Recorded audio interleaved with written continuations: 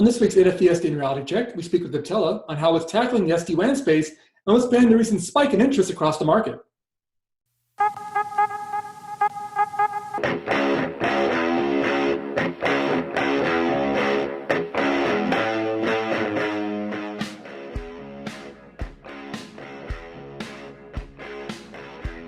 All right, well, thanks for joining us in this week's NFV SDN Reality Check. I'm your host here, Dan Meyer, Editor-in-Chief for RCR Wireless News. And this week, we are joined by Ramesh Prabhagaran. I'm sure I messed up your name there, Ramesh. I apologize for that. That's right.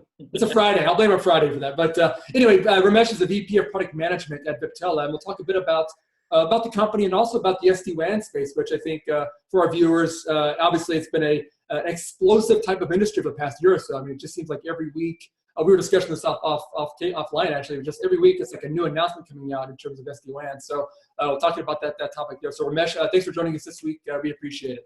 Oh, pleasure to join, and thanks for having me on the show. Very good. Very good. Let's start off with, maybe for those who don't know much about Viptela, maybe a little background on the company, just to kind of set the stage there. Yeah, absolutely. So Viptela is roughly a 4.5-year-old company. We got started back in 2012, focused on the SD-WAN space initially. We were just joking a little while ago. And when we got started, people didn't really know what SD-WAN was. There's no such term. And lo and behold, here we are talking about hundreds of deployments, multiple tens of thousands of endpoints deployed. And then actually the whole space has kind of evolved, which we'll talk about. So the company is about 4.5 years old. We've been shipping our products for a little over 2.5 years, multiple Fortune 500 deployments. The pace at which we are seeing the adoption of this technology and our products has really blown our minds off, right? And we're seeing this kind of play itself in many different use cases, all the way from just a branch refresh infrastructure to security, to segmentation, to cloud transformation, to whatnot. So it's been pretty exciting and pretty busy as well in the process. I'm sure. Well, I guess maybe start off with, I mean, what do you guys feel has been kind of the reason for this, I guess, for you guys, you've been working on it for obviously several years, but it does seem like we said, over the past year or so, it's just been like this constant evolution of companies coming out with their SD-WAN products and deployments going on out there. I mean, what's your view on kind of what's been behind that push? Is the technology now mature enough that it's kind of hit that critical mass, or what's been, I guess, your view of why it's kind of taken off? So yeah, absolutely. I'll talk a little bit about the genesis of this whole thing, and then kind of how we see this right now as well, right? So when we were talking to the CIO of large Fortune 500 companies, this was back in 2012, it was really around how do I take expensive MPLS infrastructure, augment that with my broadband, get the cost arbitrage essentially, and then also the time to capability. So that's really where the discussion was centered around. But that was just this starting point, right? And then if you look at what the problem statement is right now, it's really talking about users, connecting users and things to the applications, right? And you're seeing shifts in where the users are. So they're no longer inside of four walls. They're not in buildings and whatnot. They're everywhere. And so are the things. And the applications are no longer just in the data center either. They are moving into a public cloud, consumed as a SaaS-based service and so forth. So you have both pieces of it that are kind of moving. And at the same time, the network in the middle really has not kept pace. And that's really where SD-WAN comes into the picture, right? So even though all the discussion started around, give me the flexibility to take MPLS and broadband and 4G LTE and mix everything together to build this overlay fabric, right now it's really about connecting users to applications in the most seamless way possible, right? And in the process, you get the flexibility, you get the security, you get all of the values in the stack as well. So I guess then looking at, the market out there, again, it does seem like a lot of enterprises are jumping on this bandwagon pretty heavily. But also, I know you guys have been working with operators as well. So I guess, are you seeing in terms of the market out there, is it mostly being driven by the enterprises? Is it being driven by operators? Or is it kind of a combination of where the enterprises are going to their operator partners and saying, hey, we're looking for this kind of product, what they do for us? I guess for a company like yourselves who kind of provide the actual platform, what do you think in terms of kind of the market out there, where you guys are going out there? Absolutely. So it's a bit of both. So we are seeing large enterprises who actually have operational staff in-house, who have the ability to consume this technology themselves, kind of go the do-it-yourself approach, where they're taking the technology, they're pulling in all the transport options possible, and then they're building out the infrastructure. And in the process, I mean, the use cases are really, it's like gone past a dozen different use cases, right? From cloud transformation to consuming SaaS services to new high definition video application that's choking my network to whatnot, right? And reducing the blast radius and then so forth. So that's kind of where we saw the initial set of customers kind of dive in, because this technology was not really available at that time as a service, right, from any of the traditional operators. And so the early majority or the pioneers, so to speak, really took this and said, hey, I need to be able to do something with this myself. I see the clear path to value here, and I need to be able to take it and consume it myself. And so those are the initial set of customers. I would kind of go back 2 years and say the set of customers that jumped on this and tried to deploy this technology back in 2014 and then 2015 were really in that bucket, right? Fast forward to today, it's kind of becoming mainstream. I wouldn't say it's become mainstream already, it's becoming mainstream. And naturally, the big force here is with the operators, right? They have been the guardians, so to speak, of the wide area. And so they're jumping on this to say, hey, you know what, a massive shift is happening underneath the covers here, and I need to partake in this. And at the same time, I need to now kind of up-level the messaging as well, right? So traditionally, an enterprise has used a private MPLS infrastructure to connect all their sites together. The operators are now jumping in to say, hey, no, you know what, I can provide a hybrid WAN infrastructure. At the same time, I can up-level the conversation on two fronts. One, I'm able to move the conversation from traditionally loss, latency, and jitter network SLA to this application SLA. So I can actually not just get visibility into what's happening in the underlying infrastructure. I'm able to take that information, digest it, do some analysis on it, and actually provide an SLA back to my customer, right? Imagine if you're an operator, you're able to go to a large enterprise and say, I will give you a less than 100 millisecond latency guarantee, not just for your network, but for your Skype for Business, for your WebEx traffic, and for any real-time interactive video, for example. Right? And so then it starts to move the needle on the conversation quite a bit. The second piece of it is really around the whole notion of cloud transformation. Traditionally, the service providers have been in the business of, hey, I give you accelerated access to a SaaS service like an Office 365, or I'll get you to AWS in the most optimized fashion, right? And really, the architectural considerations behind that were really left to the enterprise. With a technology like this, they're able to partake in those conversations and say, hey, you know what, I'll help you transition your infrastructure from what used to be traditionally on-prem into a hybrid cloud, right? And so we are seeing the operators and also the large integrators kind of play a more active role in network transformation as opposed to just providing circuit infrastructure. So that's a pretty big shift that we are seeing, which actually pans itself in very interesting ways, because now customers are looking at it, enterprises are looking at it and saying, okay, you know what, I like this technology. It's not something that I just have to do this myself. That's not the only option. I can consume it as a service. I have a variety of options to choose from, and I can get this from my favorite service provider as well. Well, and it seems like too that I guess with that kind of being the shift, it does seem like then I guess the evolution that we've seen in terms of I guess the robustness of cloud platforms, whether public or private out there, and also in terms of operators being more in tune with doing software, whether it's SD and NFV. It seems like is that kind of playing along with helping this kind of all evolve to an extent as well to kind of where we are today? Absolutely. So interestingly, the market itself, if you look at it, it's taken a couple of shifts, right? One is it went from traditional infrastructure play to this notion of a hybrid MPLS, private connectivity and public infrastructure and so forth. So that's one shift that's happening. The second shift is really around how do you consume this, right? Is it my traditional box? or is it really in a virtualized fashion, right? And so both forces are kind of hitting the market at exactly the same time, which is really one of the reasons why I would say that the operators are really looking and going, okay, you know what, I like the shift because it's helping me monetize. At the same time, I need to be able to deliver this in this kind of this new age fashion, right? And I don't want to be sending 5 boxes to a site. I need to be able to send a single virtualized platform with all of these running as software. Now, certainly the devil is in the details here. You'll be able to virtualize it, who's going to manage the infrastructure, who's going to orchestrate it, and so forth. But that's where we see some of the operators who've really thought about this clearly and are forward-looking as well. I've been able to take that jump and say, hey, you know what, I'm going to go down this NFV path. I'm going to use an SD-WAN VNF. I'm going to use a security VNF. I can actually provide a best-of-breed platform that can build out the infrastructure the way the customer wants it, right? And I can massively minimize on truck rolls. I have the ability to switch things in and out, and I can add more functionality to it, and then I can provide this all in the cloud delivered way as well, right? And so that's gotten a whole lot of the operators excited. So there is a clear path to revenue here, which is really the core SD-WAN piece itself.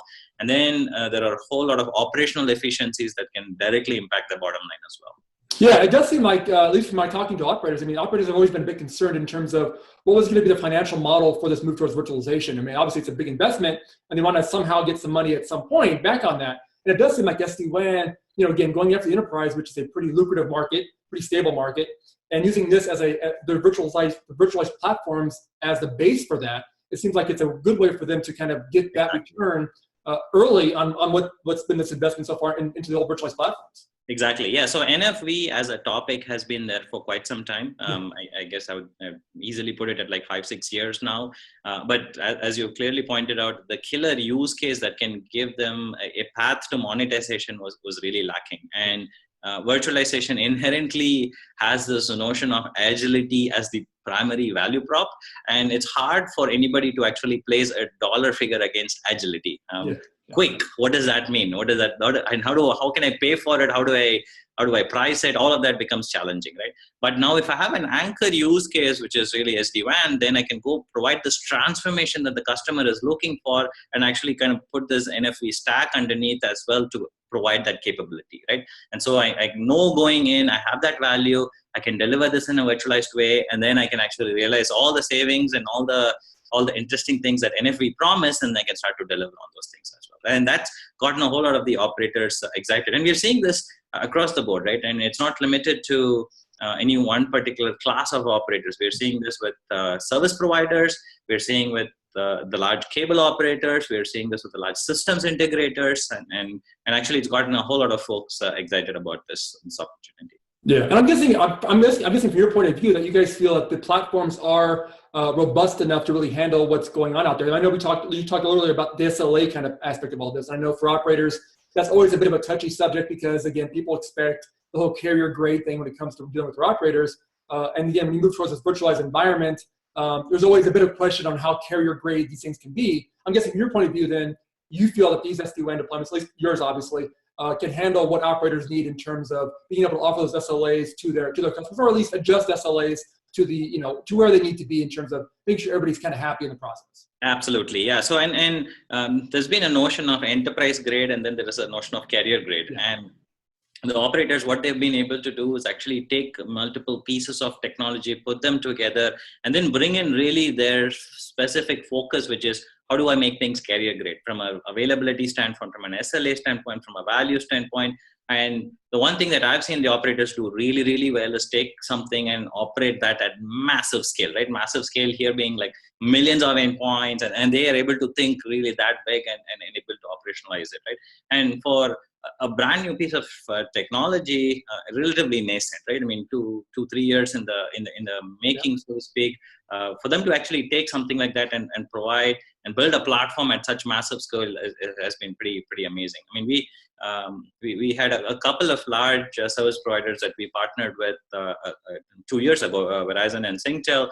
We've seen them actually kind of move the needle quite a bit on not just delivering on that value tab, but actually go and win customers as well, right? And it's one thing to have a platform and then kind of expect customers to come in, but another thing to actually have something that you can go win customers with as well, right? And then they're able to see, okay, this is my path to monetization, this is the value I can provide, and here's how I can go beat my competition as well. Yeah, and it's interesting too, because the operators that you mentioned there, and obviously the operators we've seen moving in the space, these aren't necessarily described as disruptive or new entrants. These are companies that are pretty well established who have, you know, pretty good enterprise customer bases out there. So obviously for them to be comfortable with this, you would think that, you know, like the platforms are pretty stable, I would say. Yeah, no, absolutely. Stability is absolutely one thing. The one thing that we have seen kind of the operators grapple with initially on, and now it's not as much of a concern, is really, hey, is this going to fundamentally disrupt my business model, right? Yeah. Because I'm used to providing MPLS circuits and then the service on top of it, and then a managed service, and I was happy, the customer was happy, and provided an SLA, and the world was in peace. Now you're actually changing the economics quite a bit. My price kind of comes down. I need to augment this with something else. But the value that these guys are really seeing is, how do I provide additional services? If I can offer things like threat protection as a service, UCAS, and a whole bunch of additional services, then I'm becoming a lot more relevant and sticky in the enterprise. And so that again is helping them actually get past the, you know what, this is not a defensive play, this is actually more of an offensive play right now. Interesting. And that's really where the spectrum really lies. We have seen some operators kind of be this real trailblazing. I'm going to go disrupt this. If I don't disrupt, somebody's going to disrupt me, and kind of go full steam ahead. Those are the guys that are actually winning the customers as well. Deployments, I mean, we have a few deployments with Verizon in the thousands of sites, right? And so we are able to get to that scale, showcasing the capabilities and also providing proving the value as well. And then we see some other operators on the other side of the spectrum still holding back, saying, you know what, I'm going to wait and watch to see what this is going to happen, right? And then the vast majority kind of in the middle, more oriented towards the other side. And so we are seeing folks across the spectrum, but this movement is already happening.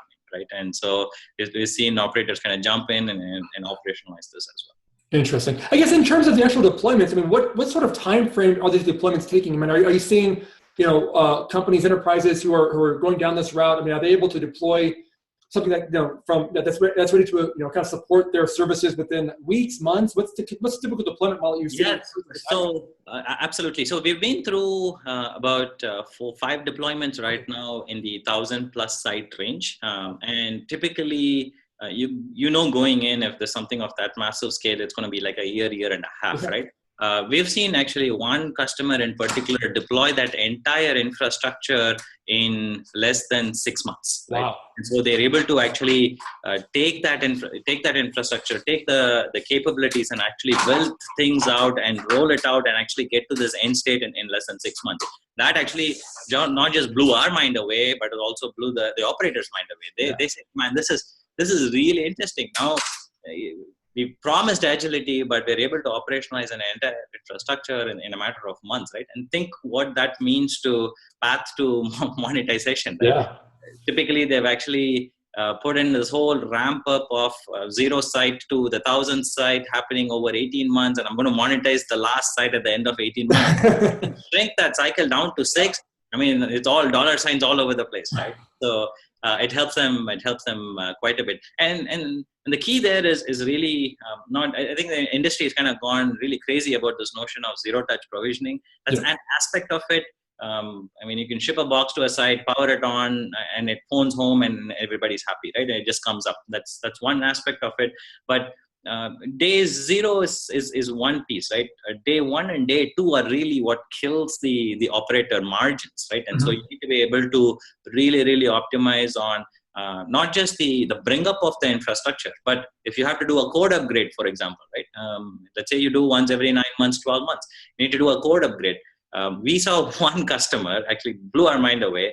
A single person sitting in front of a console upgraded a 1,200 site network in 2 hours. Wow. Right? So and believe me, it was really fun to watch, right? I mean, it's just, you go in, it's really a few clicks, you put that in there, and then you just watch, right? There's enough intelligence built into the infrastructure that can actually upgrade that and then fall back if there are failures, and just take care of the corner cases after that, right? And so we've seen operators realize a whole lot of margins as a result of doing things like policy changes, avoiding truck rolls, upgrades, and so forth. Right? So all of the confluence of these things really get them quite excited. Yeah, interesting. Well, I guess maybe a final question for you then is, I guess as you look forward, again, I know there's been a lot of growth over the past couple of years, but I guess as you look forward to the next 6 to 12 months or so, I mean, what are maybe the one or two big challenges you see, maybe for you guys, but also just, I guess, for the industry in general, in terms of continuing to support this expansive growth of the SD-WAN market out there? Yeah, no, absolutely. So, so I think the one is really around clarity, right? What does SD-WAN mean? Because as you rightfully pointed out, there is quite a bit of noise, and right now we are at like exactly the peak of the Gartner hype cycle, right? And so establishing clarity on what this really means, and more importantly, what can you accomplish and what can you not accomplish with SD-WAN, right? We've seen a variety of use cases, but at the same time, you have to be conscious that it's not, if I have a 1,000 site, really small home type environments, for example, that I'm going to connect, and every single one of them is an individual customer, for example, they really don't have a WAN, right? And so you got to be able to think about what problem am I solving, and is SD-WAN the right choice for that, right? What the challenge that we are seeing is everybody kind of says SD-WAN is the answer. Now, what's the question, right? And once you have that kind of a mentality, it becomes a lot more challenging. So we always go in, whether it's an enterprise customer or an operator, the first set of questions are really around what's driving this transformation, what are your pain points, and what have you been able to make work with what you already have? Is there a use case that's actually tied to this transformation? And then once things become tangible, then you can actually bring a whole lot of the elements into the equation and bring the value together, right? So that's one piece of it. It's really around clarity on what this is and what this is not, right? So that's one piece of it. The second piece of it is really operationalizing at scale. We have seen, again, in the spectrum of operators and enterprises, there are some that invest in the technology, not just in terms of buying the technology and consuming it, but actually operationalizing it, right? What I mean by that is you have to have a fundamental shift in how you consume this. Whether it's with respect to automation, whether it's with respect to operational staff who can actually think of programming the network and so to speak. So it's not really a shifting the focus entirely from what used to be turnkey now to you got to have to program everything. But the answer is not really just entirely turnkey either, right? Because there's a level of customization, especially the large enterprises and the large operators want on top of it. If you're not adequately suited to embrace that transition, it becomes a lot more challenging. Case in point, the world is moving towards REST APIs, but if we see somebody kind of hold back on, hey, you know what, I've built up this huge SNMP infrastructure and I need to be able to poll and monitor and so forth, then yes, you're going to realize this much out of the value that's provided here. But the question is really, are you going to hang on to your SNMP infrastructure to get this, or are you going to move into this REST API based model and consume the whole value, right? So that's the second piece. Operationalizing at scale again becomes an interesting topic. There are some who actually crack the code. They invest in orchestration, they invest in provisioning, they invest in programming and so forth, and they're able to realize all the value. And there are some who haven't, right? And so that's kind of where the challenge is going to be. And as with all things, there's going to be some shakeout that happens in the industry, as you can imagine. For anything that's hyped to this degree, there will be some shakeout. And then from there, our expectation is that the real winners will emerge, right? Whether it's the vendors that provide the technology or the operators that are able to effectively use it and provide that as a service, right? And so only time will tell. In 6 months when we are having the next session, absolutely we should talk a little bit about flashback and then get to this point as well. Yeah, no, that's a good point. Obviously, like you said, it's been a lot happening, and the next 6 months, 12 months is going to be very, very interesting in the market, because it does seem like we're at that inflection point where this technology is pretty much there now, and it's just a matter of now the monetization of it all, how it gets rolled out, making sure everybody's clear on what's happening out there. So yeah, lots going to happen over the next 6 to 12 months. It'll be interesting. That definitely, hopefully we touch base again on the topic and Absolutely. an update as we go forward too. But Ramesh, definitely appreciate the insight today. Obviously, a lot happening. You guys are pretty busy in this space as well, so definitely appreciate the time and insight today. And again, hopefully we'll touch base again soon on the topic. Well, thanks for watching this week's show, and make sure to check out our next NFV SDN Reality Check when we are scheduled to speak with Radisys on the connection between 5G and the telecom industry's core efforts. Thanks for watching. NFV SDN Reality Check with Dan Meyer is a production of RCR TV. To suggest show topics or to reach Dan, you can find him on email, dmeyer@rcrwireless.com, and on Twitter @Meyer_Dan. For more Dan, news on NFV SDN and everything wireless, find your way over to rcrwireless.com.